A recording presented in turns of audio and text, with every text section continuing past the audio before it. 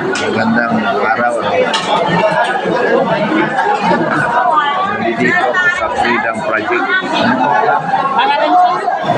Colonel Segundo Mitran Jr. Opo. Siya po yung medical specialist ng Freedom Project. Nakikita yung kanyang mga sakit at gamot. Marami sila.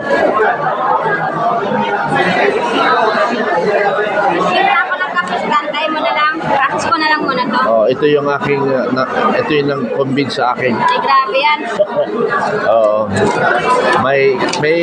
May kukanto, may popost ko sa sumbong mo. Ano?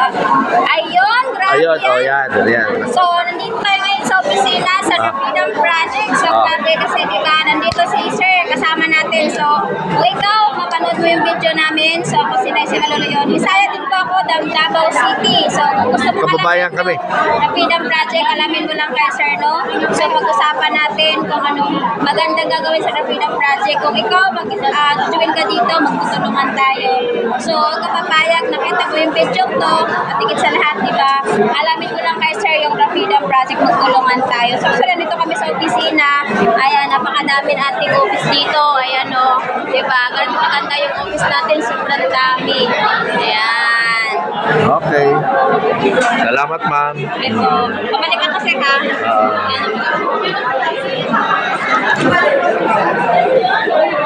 So, napakaingay, ano? Napakaingay.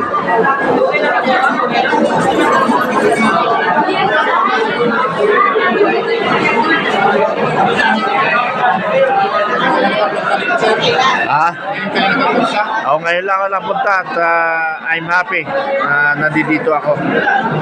Kaway, mother. Happy. Okay. Maraming tao.